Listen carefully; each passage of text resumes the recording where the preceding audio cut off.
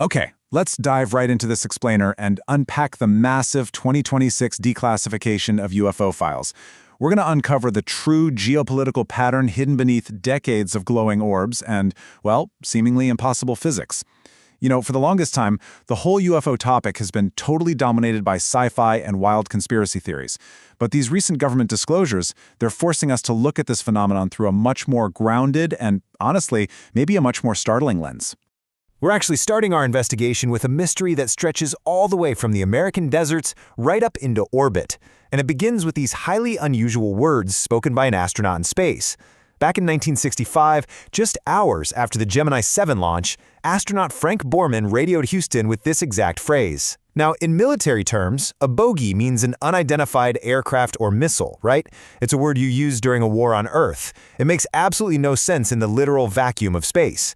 Ground control just assumed he was seeing his own rocket booster, but Borman, he insisted he could see the booster completely separately. The bogey was something else entirely. But before we go zooming back into space, we really need to ground ourselves on Earth with the literal definition of a UFO. Because recent military encounters are challenging everything we thought we knew. Our source points out that while the public's mind instantly jumps to alien spacecraft, a UFO is simply something in the sky that we cannot immediately identify. And keeping that strictly literal definition in mind, that is absolutely crucial for what we're about to look at. Just listen to these recently released testimonies. In 2023, over the course of 2 days, 3 separate teams of highly trained federal officers submitted sworn statements about a giant glowing orange orb acting almost like a mothership. It wasn't just hovering there. It was actively launching smaller red orbs that moved totally independently. And it gets wilder.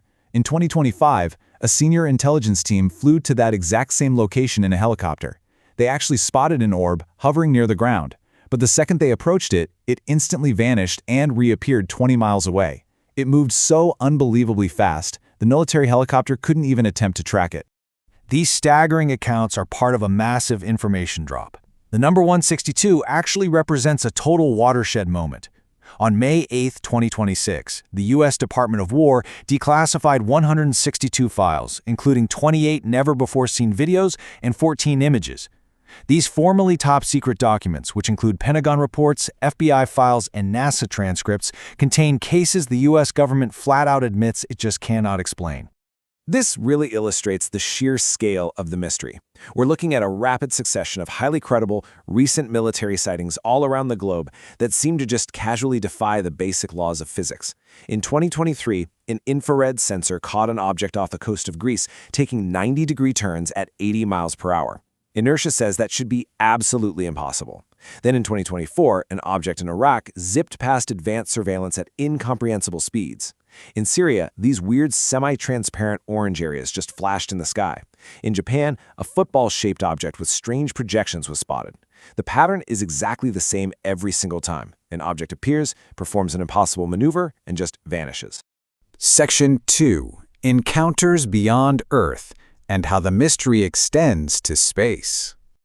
As fascinating as those terrestrial encounters are, the newly declassified files force us to look way beyond our atmosphere. We already talked about that Gemini 7 bogey, but decades ago, during the 1969 Apollo 11 mission, Buzz Aldrin reported seeing flashing laser-like lights inside the cabin and out on the moon. And even more shocking is Apollo 17 in 1972. A photograph captured 3 distinct dots in a perfect triangular formation just above the lunar surface. For over 50 years, literally nobody knew what they were. Well, the newly released 2026 files reveal that preliminary government analysis actually considers these to be genuine physical objects. Moving on to Section 3, the Flying Saucer Era, and the birth of a cultural phenomenon. Let's travel back to the exact moment this whole global obsession began. This rapid-fire sequence of events in 1947 birthed the term flying saucer and ignited a global hysteria that actually forced the government to step in. On June 24th, a pilot named Kenneth Arnold saw 9 objects moving at twice the speed of any plane from that era.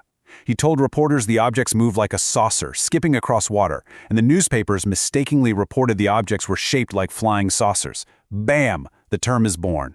Barely 2 weeks later, a farmer in Roswell, New Mexico finds strange debris. The U.S. Army literally issues a press release claiming they found a flying disc.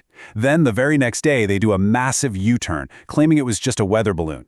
All this hysteria led to Project Blue Book, which was tasked with investigating over 12,000 cases. And, the vast majority of the time, the public was just looking at stars, satellites, or ordinary airplanes. But that tiny slice of 701 unidentified cases, that is what kept the public imagination running absolutely wild for decades. Now, what's really interesting is how this frames the turning point of our whole investigation. When we look at all the data from these sightings, a glaring question naturally arises. Why do aliens always seem to visit U.S. military bases? I mean, it's kind of like wondering why aliens always attack New York in the movies, right? But when we analyze the real-world data from our source, a striking reality emerges. The source points out a truly remarkable geographic pattern here. From the Cold War to the modern Middle East, UFOs overwhelmingly appear exactly where the U.S. military is highly active or has deployed advanced monitoring systems. Think about it. During the 50s and 60s, sightings clustered around the U.S., the Soviet border, and Germany, basically the absolute hotspots of the Cold War. Fast forward to today, and the sightings are completely clustered in Iraq, Syria, the Strait of Hormuz, and the Indo-Pacific. This brings us to Section 4, the real explanations: drones, decoys, and distractions. This is the core of the explainer, the deeply rational geopolitical reality behind the phenomenon. For decades, the U.S. military basically allowed the public illusion of aliens to flourish because the reality was highly classified Cold War surveillance. Take Roswell, for instance. A classified program revealed in 1994 showed that the famous crash was actually Project Mogul, a top-secret spy balloon used to monitor Soviet nuclear tests. And those alleged recovered alien bodies? The Air Force admitted in 1997 that they were literal crash test dummies. Our source notes that the government realized a brilliant bonus here. As long as people believed in flying saucers, the military could test their most advanced spy plans completely without international scrutiny. So fast forward to today. The source argues that these modern UFOs are likely advanced U.S. military equipment being tested in secret, or they're foreign surveillance drones from countries like China and Iran getting caught by sophisticated U.S. radar. Remember that orange orb mothership we talked about? Well, recent reports indicate China has developed mothership drones capable of launching hundreds of smaller drones, and that football-shaped object in Japan? China actively uses high-altitude spy balloons like the one famously shot down over the U.S. in 2023. So these aren't aliens, they are highly likely human-made surveillance tech operating in strictly monitored military zones. This entirely terrestrial explanation is heavily backed up by the February 2024 RO report. The All-Domain Anomaly Resolution Office combed through decades of data, all the way from 1945 to 2023. Their final, sobering conclusion? There is absolutely zero evidence of extraterrestrial technology. Almost everything we see can be chalked up to ordinary, mundane objects like weather balloons, drones, rockets, or even just planets playing tricks on the eyes.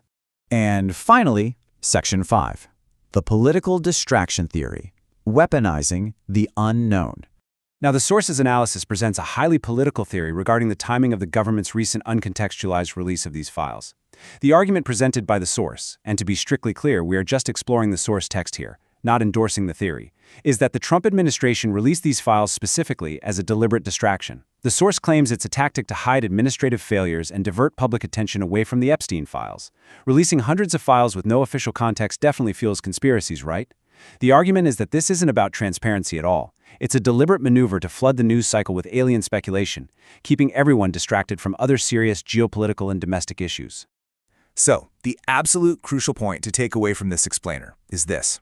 As these declassified files come to light, are we actually staring into the vast unknown, or are we just looking in a mirror at our own global military secrets?